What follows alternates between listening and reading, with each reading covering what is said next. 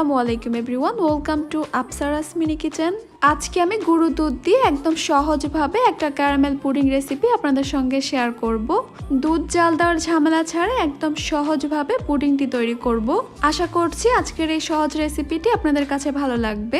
Recipe ভালো লাগলে আমার চ্যানেলটি সাবস্ক্রাইব করবেন আর বেল বাটনটি অন করে রাখবেন আমার পরবর্তী ভিডিওর নোটিফিকেশন সবার আগে পাওয়ার জন্য। তাহলে আর কথা না বাড়িয়ে রেসিপিতে চলে যাচ্ছি। পুডিংয়ের জন্য আমি প্রথমে ক্যারামেলটা তৈরি করে নিব। আমি একটা প্যানে নিয়ে নিচ্ছি 3 টেবিল চামচ চিনি। চিনিটাকে আমি প্রথমে নাড়াচাড়া করব না, চিনিটা একাই গলতে থাকবে।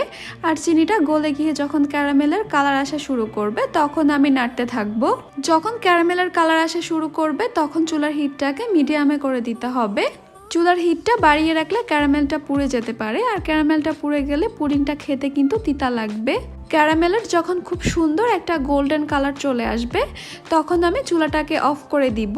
চুলাটা অফ করার পর আর দেরি করা যাবে না। যেই পাত্রের মধ্যে আমি পুডিংটাকে সেট করব সেই পাত্রের মধ্যে সঙ্গে সঙ্গে ক্যারামেলটাকে নিয়ে নিতে হবে। ক্যারামেল খুব জলদি জমে যায়, তাই এই কাজটা খুব দ্রুত করতে হবে।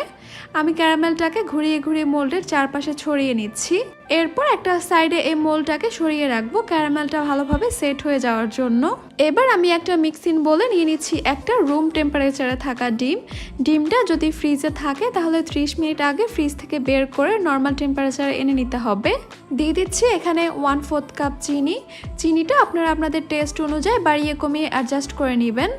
এবার দিয়ে দিচ্ছি 1/2 চা চামচ ভ্যানিলা এসেন্স। ভ্যানিলা এসেন্সের পরিবর্তে আপনারা এখানে দিতে পারেন এলাচ গুঁড়ো। এবার চিনি আর ডিমটাকে আমি খুব ভালোভাবে মিশিয়ে নিব। ততক্ষণ পর্যন্ত মিশাতে থাকতে হবে যতক্ষণ পর্যন্ত না চিনিটা একদম গলে যাবে আর ডিমেরও কোনো লাম্পস থাকবে না। এই একই রেসিপি ফলো করে আপনারা কিন্তু 2টা 3টা 4টা ডিমেরও পুডিং বানাতে পারেন। পুডিংটা স্মুথ করার জন্য ডিম আর চিনিটাকে কিন্তু খুব ভালোভাবে মিশিয়ে নিতে হবে। চিনি আর ডিমটা এখন খুব ভালোভাবে মিশানো হয়ে গেছে, এগুলোকে আমি একটা সাইডে রেখে দিচ্ছি।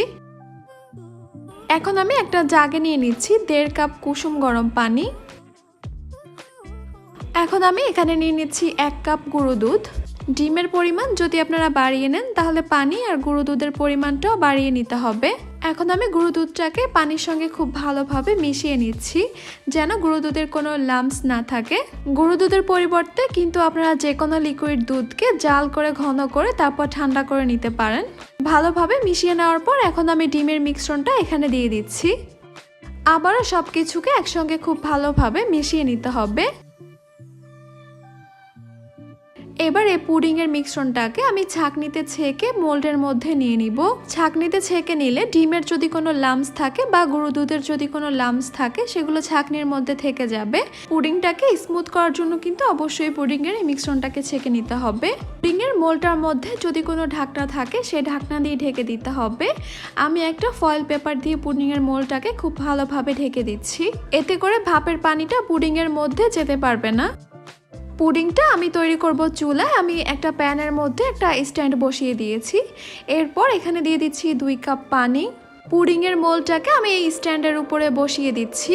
খেয়াল রাখতে হবে পানির পরিমাণ যেন খুব বেশি না হয়। পানির পরিমাণটা বেশি হলে পানিটা যখন ফুটতে থাকবে তখন পুডিংয়ের মোল্ডের মধ্যে পানিটা ঢোকার সম্ভাবনা থাকবে। এবার একটা ঢাকনা দিয়ে ঢেকে দিচ্ছি আর ঢাকনাতে যদি কোনো ছিদ্র থাকে সেটাও বন্ধ করে দিচ্ছি। চুলার হিটটাকে লো মিডিয়ামের মাঝামাঝি রেখে আমি এভাবেই পুডিংটাকে ভাপে রাখবো 10 থেকে 15 মিনিটের জন্য। পুডিংয়ের সাইজ অনুযায়ী কিন্তু সময় আরও কম বেশি লাগতে পারে। প্রায় 15 মিনিট পর আমি ঢাকনাটা তুলে নিয়েছি। এরপর আমি একটা টুথপিক দিয়ে পুডিংটা চেক করে নিব ঠিকমতো জমেছে কিনা। টুথপিকটা যদি একদম ক্লিন আসে তাহলে বুঝতে হবে যে পুডিংটা ঠিকঠাকভাবে জমেছে। এরপর পুডিংটাকে আমি সম্পূর্ণভাবে ঠান্ডা করে নিব। ভালোভাবে ঠান্ডা হয়ে যাওয়ার পর পুডিংটাকে ফ্রিজে নর্মাল চেম্বারে 30 মিনিটের জন্য রেখে দিলে পুডিংটা খুব সুন্দরভাবে সেট হয়ে যাবে। এরপর একটা নাইফ দিয়ে পুডিংটাকে মোল্ডের চারপাশ থেকে ছাড়িয়ে নিয়েছি। এরপর পুডিংটাকে ডিমোল্ড করে নিচ্ছি। বাস তৈরি হয়ে গেল পারফেক্ট গুঁড়ো দুধের ক্যারামেল পুডিং। এরপর কেটে পুডিংটাকে আমি পরিবেশন করছি। দেখতেই পাচ্ছেন পুডিংটা এত সুন্দরভাবে স্মুথ হয়েছে আর দেখে বোঝা যাচ্ছে পুডিংটা কতটা সফট হয়েছে। আশা করছি আজকের এই সহজ আর মজাদার পুডিং রেসিপিটি আপনাদের কাছে খুবই ভালো লেগেছে। আমার রেসিপি যদি আপনাদের কাছে ভালো লেগে থাকে তাহলে আমার চ্যানেলটি সাবস্ক্রাইব করবেন, বেল বাটনটি অন করে রাখবেন আমার পরবর্তী ভিডিওর নোটিফিকেশন সবার আগে পাওয়ার জন্য। যে কোনো রেসিপি রিলেটেড যে কোনো কোশ্চেন অথবা অন্য কোনো রেসিপি যদি দেখতে চান তাহলে আমাকে কমেন্ট সেকশনে লিখে জানাতে পারেন। এতক্ষণ আমার সঙ্গে থাকার জন্য আপনাদের সবাইকে জানাচ্ছি অসংখ্য ধন্যবাদ। সবাই অনেক বেশি ভালো থাকবেন, সুস্থ থাকবেন। আল্লাহ হাফেজ।